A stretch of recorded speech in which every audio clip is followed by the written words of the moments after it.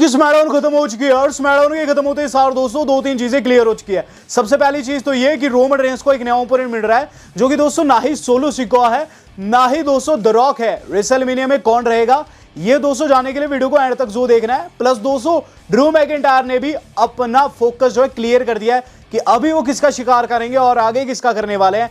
Even Jimmy Uso की तरफ से भी तड़क अटैक हम लोगों को देखने को मिला है और केविन ओवेंस ने क्या ही कह दिया है। तो चलिए डिस्कस कर लेते हैं फास्ट आज की स्मैकडाउन को। मेरा नाम है गौरव, आप देख रहे हैं WHG। वीडियो को दोस्तों शुरू में कर दीजिएगा लाइक, चैनल को कर दीजिएगा सब्सक्राइब। आज की स्मैकडाउन की शुरुआत सोलो सिकोआ की एंट्री के साथ। सोलो सिकोआ आते हैं और सोलो सिकोआ दोस्तों यहां अपने प्रोमो की शुरुआत करते हैं ये चीज कहते हुए स्मैकडाउन एक्नॉलेज मी, चूंकि प्री टेप थी तो उन्होंने ऐसा कहा स्मैकडाउन एक्नॉलेज मी। देन दोस्तों कहते हैं कि Roman Reigns and Paul Heyman ने साथ मिलकर मुझे चैलेंज कर दिया उलाफाला माला के लिए। ये मेरी उलाफाला माला है। वेल इस पर आगे चैंट सुनने को मिलती है OTC OTC। यहां दोस्तों सोलो सिकोआ OTC चैंट को इग्नोर करते हुए कहते हैं कि वेल ठीक है तुमने उलाफाला माला के लिए मुझे चैलेंज किया है, लेकिन मैं भी कहना चाहूंगा मुझे तुम्हारा चैलेंज जो है एक्सेप्ट है और नेटफ्लिक्स पर होने वाली मंडे नाइट रॉ में मैं तुम्हें फेस करने के लिए तैयार हूं, एक शर्त के बिना पर कि ना ही वहां जे साथ लेकर आओगे, ना ही जिमी साथ लेकर आने वाले हो, ना ही सेमी को पूरी की पूरी ब्लड लाइन को तुम साथ लेकर नहीं आने वाले हो, ना ही मैं अपनी न्यू ब्लड लाइन को साथ लेकर आऊंगा। हम दोनों अकेले आएंगे, एक दूसरे को फेस करेंगे। और एक चीज मैं श्योर कर देता हूं, I am walking in and walking out as a tribal chief. मैं ट्राइबल चीफ बनकर ही जाऊंगा, ट्राइबल चीफ बनकर ही लौटूंगा। January 6th I am going to still your tribal chief. On January 6th I am still having this ulafala on me. January 6th मैं होऊंगा only tribal chief.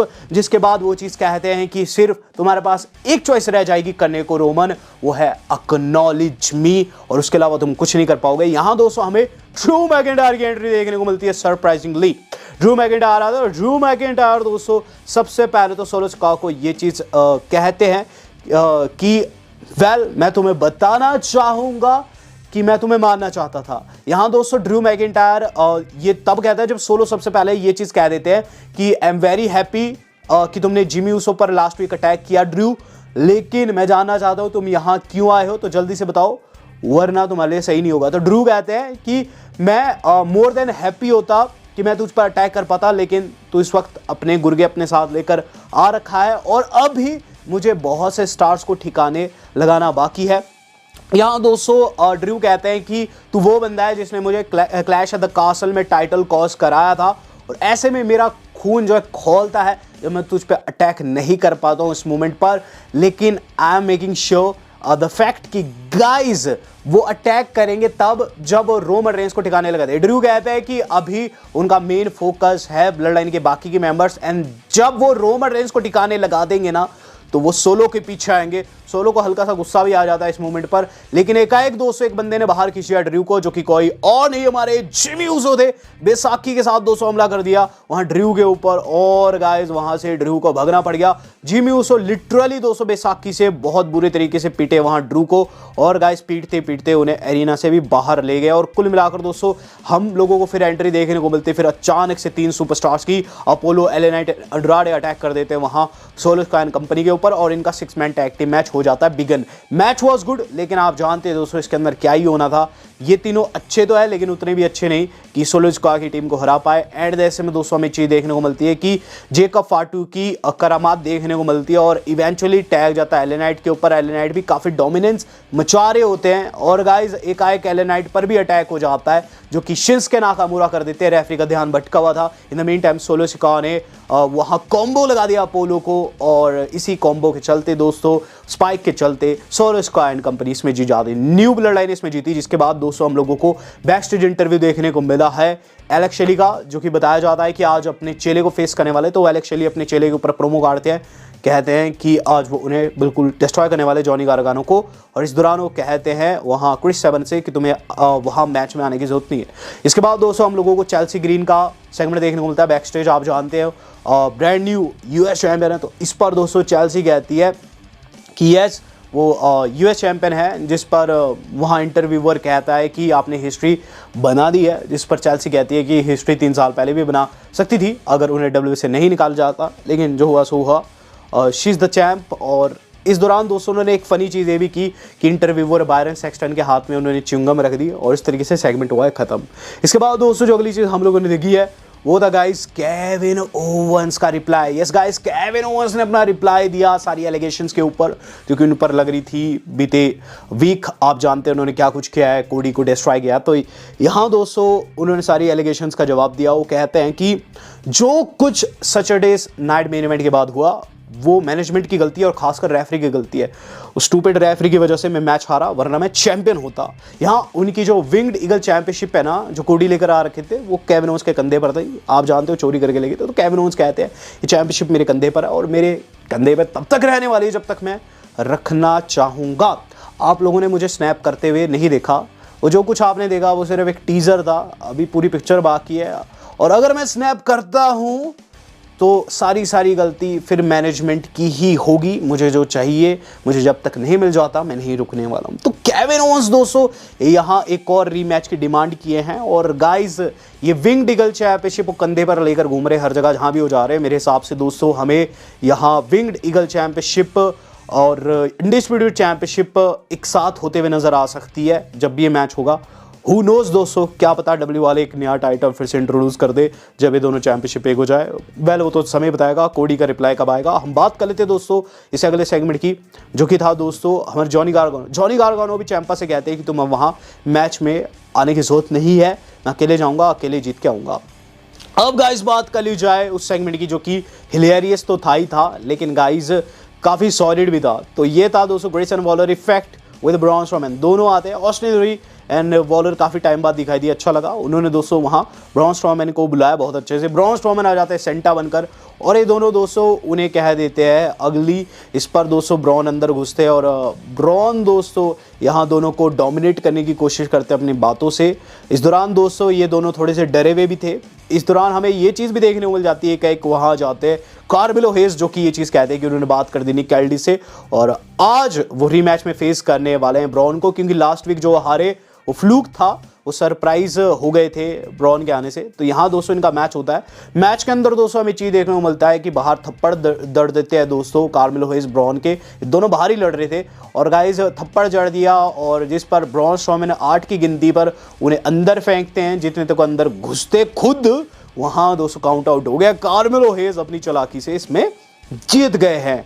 तो guys यहाँ कार्मेलो hedge ने 1-1 कर दिया रिकॉर्ड, जिसके बाद वो वहाँ से भाग भी जाते हैं। इन द मेन टाइम दोस्तों टिफनी स्ट्रैटन के साथ बैक स्टेज एक गलत सीन हो जाता है। टिफनी स्ट्रैटन हेल्प की बात करती है क्योंकि आज नाया एंड जो कैंडिस है वो टैग टाइटल के लिए जाने वाली थी, तो ये कहती है कि उनके हेल्प को आ सकती है, लेकिन इन दोनों ने बेइज्जती मार दी वहाँ हमारी टिफनी स्ट्रैटन की। ये चीज़ कहते हैं हमें तुम्हारी हेल्प की कोई भी ज़रूरत नहीं है, जिस पर दोस्तों टिफनी वहाँ से सैड होके चल देती है।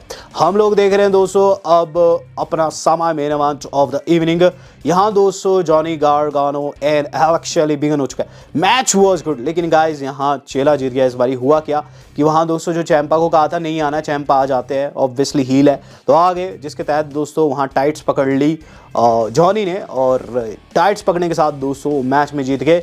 हालांकि दोस्तों वहाँ हम लोगों को ये चीज़ भी देखने को मिली है कि एंड जैसे में हमारे कोडी 7 भी आ गए थे, लेकिन जो हुआ सो हुआ।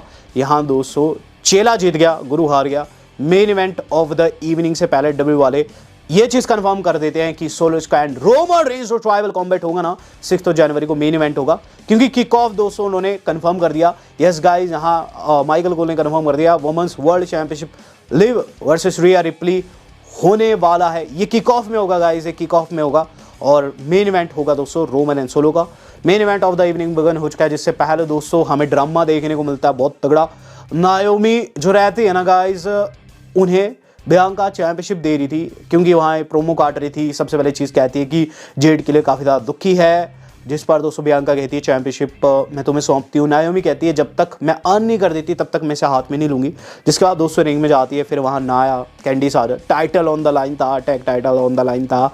Match was good and guys match के अंदर हमें बहुत ड्रामा देखने को मिलता है। एंड में टिफनी आ जाती है जो कि ब्रीफ केस लेकर आती है, नाया जैक्स उनसे मांगती है, लेकिन टिफनी देने में देरी कर देती है। इस दौरान दोस्तों गहमा गहमी में टेक डाउन कर दी जाती है ना जैक्स, और अंदर बेचारी कैंडस अकेली रह जाती है, जिन्हें नायोमी ने अपना फिनिशर लगाया और इस तरीके से मैच को जीत गए, जिसके बाद बियांका से उन्होंने टाइटल ले भी लिया। लिटरली दोस्तों सिर्फ एक ही मैच में वो अर्न कर गए इस टाइटल को, और इस तरीके से उन्होंने होल्ड किया है जैसे कि वो खुद से चैंपियन हो। जेड का दोस्तों बिल्कुल नामो निशान नहीं। हाँ, इस तरीके से स्मैकडाउन खत्म हुए, लेकिन जो अपडेट्स निकली है गाइस वो स्मैकडाउन से भी क्रेजी है। यहाँ दोस्तों सबसे पहले तो rest in peace Rey Mysterio senior. Confuse होने की जरूरत नहीं है, रे मिस्टीरियो सीनियर दोस्तों मेक्सिको के सुपरस्टार थे, जिनका नेम दोस्तों हमारे रे मिस्टीरियो ने डब्ल्यू वाले ने मांग के लिया था। वो उनके शायद से गुरु जैसे थे। तो गाइज रे मिस्टीरियो सीनियर जो है उनकी डेथ हो चुकी है बीती शाम, तो हम सबसे पहले रे मिस्टीरियो सीनियर को दोस्तों रेस्ट इन पीस कहेंगे। और इस वक्त रे मिस्टीरियो जूनियर जो कि हमारे डब्ल्यू वाले वो काफ़ी सैड हो चुके होंगे, उनके गुरु की डेथ हो चुकी है। यहाँ दोस्तों हम बात कर लेते हैं डब्ल्यू के गुरु यानी कि जॉन सीना की। जॉन सीना को गुरु कह सकते हैं क्योंकि एक दशक तक कंधे पर उठाए हुए हैं, और अभी तो दोस्तों इतना रेसल नहीं कर रहे, लेकिन बीते 2 दशकों में हमने सीना की बहुत तगड़ी परफॉर्मेंस देखी थी। तो सीना दोस्तों अगला साल अपना आखिरी साल बता चुके हैं। और गाइज यहाँ डिस्कस किया जा रहा है लोगन पॉल के खिलाफ में उनका मैच रेसलमेनिया 41 के लिए। गाइज इससे पहले बहुत सारे नाम्स आए थे रैंडी के, पंक के, लेकिन मैंने आपको बताया था कि लोगन पॉल जो है वो मे भी सीना को फेस कर सकते हैं, उनके चांसेस ज़्यादा है। तो यही फिर से अपडेट आई है, वाइपर रिपोर्ट्स के अकाउंट डब्ल्यू वाले इसके ऊपर विचार कर रहे हैं। देन दोस्तों सेकेंड अपडेट जो आज की हमारी जुड़ी हुई है वो जुड़ी हुई है दोस्तों स्मैकडाउन से। स्मैकडाउन के ऊपर कंफर्मेशन आ चुकी है, डब्ल्यू वालों ने दोस्तों कंफर्म कर दिया है कि अगले साल से वो स्मैकडाउन 3 घंटे की करने वाले हैं। अभी हम 2 घंटे की देख रहे हैं ना, लेकिन गाइज अगले साल से जनवरी द 3rd एपिसोड से ही हम लोगों को स्मैकडाउन जो कि एरिजोना से लाइव देखने को मिलेगी ना गाइज, वो 3 घंटे की रहेगी। अगले साल से स्मैकडाउन फिर से 3 घंटे की होने वाली। मेन अपडेट दोस्तों काफी ह्यूज है, और गाइज ये जुड़ी है CM Punk versus Roman Reigns से। यस गाइज डब्ल्यू वाले अब प्लान कर रहे हैं कि रोमन रेंस ना ही रॉक को फेस करेंगे ना ही सोलो को फेस करेंगे रेसलमेनिया में। इस वक्त दोस्तों जिस चीज के ऊपर चर्चा शुरू हो चुकी है वो है CM Punk versus Roman Reigns. तो क्या करके बताया जा रहा है कि पंक एंड रोमन रेंस पोटेंशियली हो सकता है रेसलमेनिया 41 में, और ये एक डिफरेंट डायरेक्शन है। और अभी देखना होगा रॉक का क्या रिएक्शन रहता है इस मैच के ऊपर। अगर रॉक चाहते हैं कि वो रोमन को फेस करे तो वो गाइस चीज़ें चेंज कर सकते हैं, रॉक के हाथ में सब कुछ। लेकिन अगर रॉक चाहते हैं कि ट्रिपल एच अपने तरीके से चीज़ों को करे, डेफिनेटली ये मैच हम लोगों को देखने को मिलेगा। पंक वर्सेस रोमन क्यों हो रहा है, बहुत से लोग कंफ्यूज भी हो चुके होंगे अभी WHG जिन्होंने ट्यून इन किया होगा। आपको बताना चाहूँगा दोस्तों कि रोमन एंड पंक की जितनी भी रील्स थी, जितना भी दोस्तों स्टफ था इंटरनेट के ऊपर, वो बिल्कुल ब्लो कर गया। और जो नंबर्स थे उन्हें देखकर डब्ल्यू वाले काफ़ी चौंक गए। और ऐसे में दोस्तों अब यहाँ प्रयास लगाए जा रहे हैं कि मैच बने, और पंक ने एक फेवर भी मांगा है अगर आपको याद होगा। तो अब देखते हैं आगे क्या रहता है। वीडियो आज कितनी थी वेल दोस्तों आपका इस पर क्या रिएक्शन है, do let me know in the comment box. Well दोस्तों आज तक के लिए इतना ही, धन्यवाद, शब्बा।